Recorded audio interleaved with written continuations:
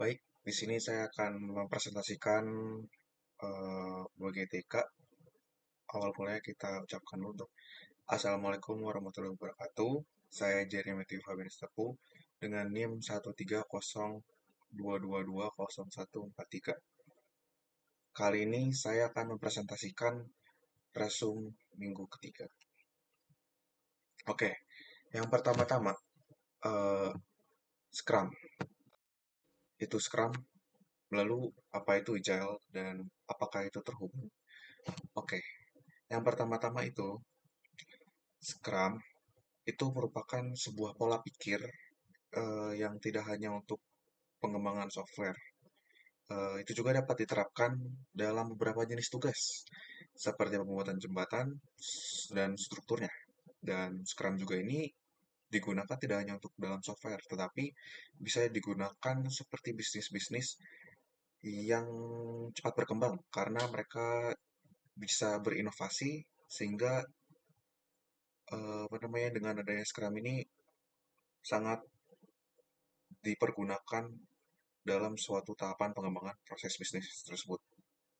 Lalu, apakah Agile itu terhubung? Agile ini diperlukan untuk menjadi sebuah frameworknya agar menjadi lebih cepat lagi. Jadi, Agile ini juga berhubungan dengan adanya Scrum. Nah, di sini juga ada penanggung jawab Scrum. Yang pertama itu ada Product Owner, lalu ada Scrum Master, dan Developer. Product Owner ini itu tugasnya itu bertanggung jawab dalam menghasilkan sebuah produk yang dimana memprioritaskan fitur yang bagus yang dikerjakan berdasarkan kebutuhan bisnis. Dan ini juga yang berkomunikasi dengan stakeholder dan mereka juga memastikan bahwa tim bekerja sesuai hal-hal yang penting saja dan mencapai tujuan produk tersebut. Dan Scrum Master ini itu bertindak sebagai fasilitator atau yang memfasilitasi yang memastikan bahwa proses Scrum ini dijalankan dengan benar.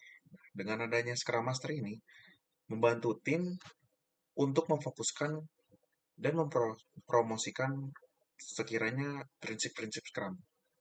Dan jelas juga bahwa product owner juga dan tim pengembangan agar dapat bekerja secara efektif dan efisien. Itu tugasnya dari Scrum Master.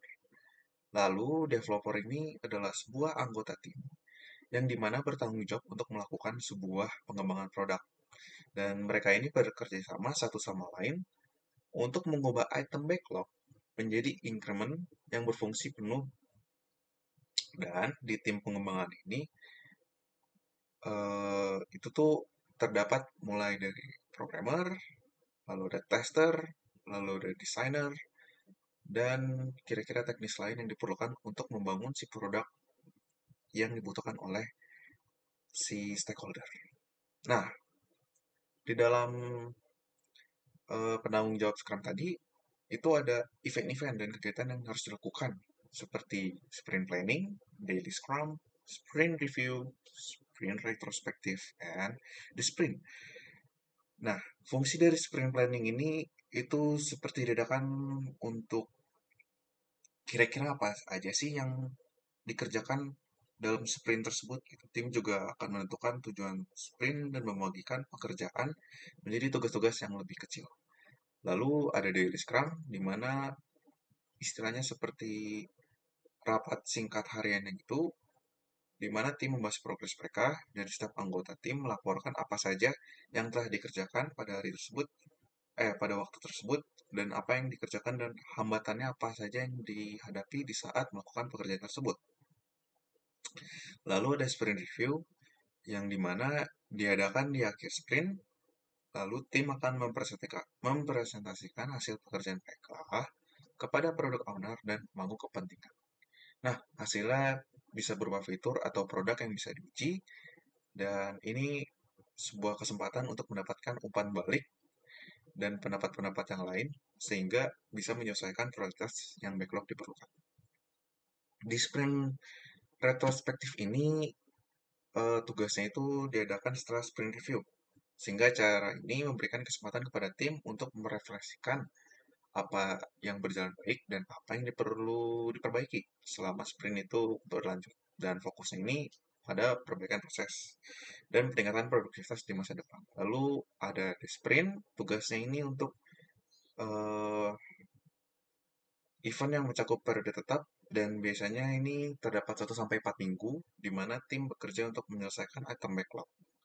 Sehingga semua aktivitas kerja dan pertemuan lain terjadi dalam kerangka waktu ini untuk menghasilkan increment produk yang bisa digunakan. Nah, kira-kira seperti ini gambaran untuk bagian si Scrum. Yang pertama itu dari produk backlog, lalu kita sprint backlog, ya kan, hasil-hasil yang diperlukannya, lalu kita sprint, yaitu di develop.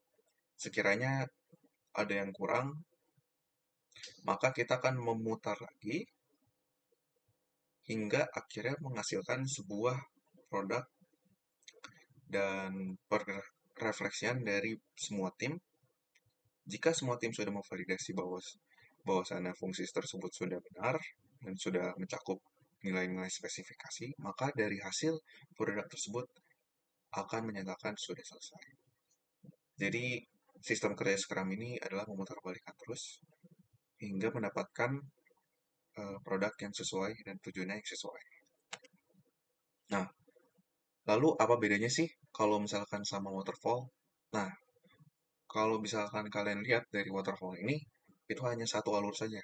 Mulai dari analisis, lalu kita ke bawah lagi menjadi desain, lalu diubah lagi menjadi implementasi, lalu diubah lagi menjadi sebuah testing, dan terakhirnya baru menjadi maintenance.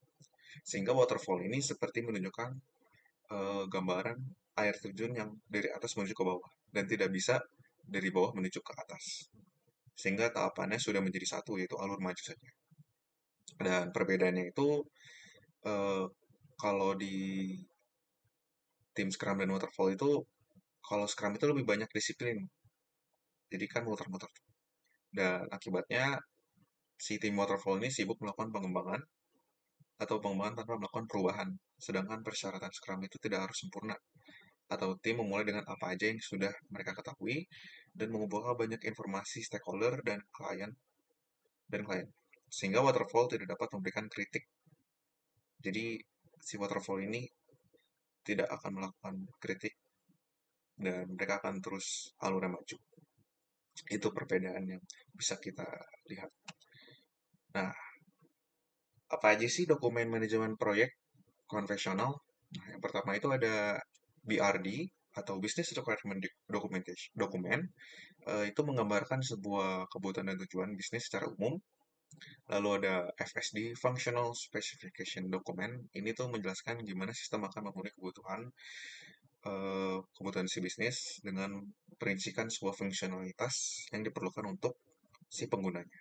Lalu ada juga TSD, yaitu Technical Specification Document, yang dimana ini tuh berfungsi untuk memberikan blueprint, blueprint sebuah sistem dan arsitektur dan teknologi, serta teknik-teknik apa aja yang diperlukan dalam aplikasi tersebut atau produk tersebut. Nah, dalam proses pembuatan dokumen konvensional ini, itu membutuhkan waktu yang cukup lama, terutama jika proyek software sudah besar nih. Pada tahap awal juga dibutuhkan untuk menyelesaikan produk atau proyek untuk menghindari perubahan persyaratan agar diberikan kepada programmer. Setelah produk atau proyek selesai, ya, pengembang atau tim produk harus berbicara tentang batas waktu proyek dan manajer proyek PM akan menyusun perencana proyek dengan tepat waktu. Biasanya menggunakan metode konvensional. Itu yang terdapat dari sumber. Lalu permasalahan metode konvensional. Yang pertama itu ada Command and Control Project Manager atau PM, Project Manager. Nah, di Project Manager ini seorang PM akan meminta kepada tim harus melakukan sesuai kepada plan. Sehingga PM inilah yang menginstruksikan setiap aktivitas. Sehingga jika ada beberapa worst case seperti PM ini memiliki jadwal yang bentrok atau memiliki alasan-alasan yang lain yang membuat proyek itu bisa terhambat. Lalu yang kedua ada heavy coordination. Heavy coordination itu sebuah banyaknya koordinasi yang terjadi antara tim pengembang. Lalu ada customer satisfaction. Nah, di customer satisfaction ini, customer itu biasanya kecewa karena project tetap berjalan. Jadi dari tim pengembang tidak memberikan sebuah masukan untuk customer, sehingga customer tersebut akan dapat mencoba ketika produk produk tersebut sudah menjadi sebuah software. Jadi jika sudah di-deploy, baru seorang customer baru bisa menggunakannya, sehingga customer tersebut tidak bisa mencoba sebelum aplikasi atau produk tersebut di-launching atau di-deploy. Lalu di bagian tim, di tim ini biasanya memiliki problem yang jadi tidak fleksibel satu sama lain. Lalu ada manajemen. Di sini manajemen selalu terlibat dalam mengetahui produk yang akan dipikirkan untuk pengguna dan tujuan produk ini dibuat. Dan stakeholder ini bertujuan supaya pemangku kebutuhan ini meminta agar dilibatkan semua.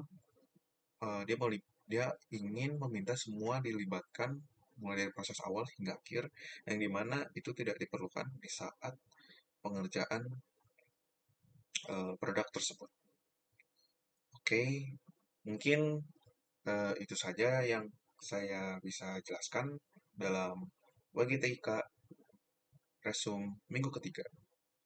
Mohon maaf jika ada salah kata, dan terima kasih telah menonton video ini. Assalamualaikum warahmatullahi wabarakatuh.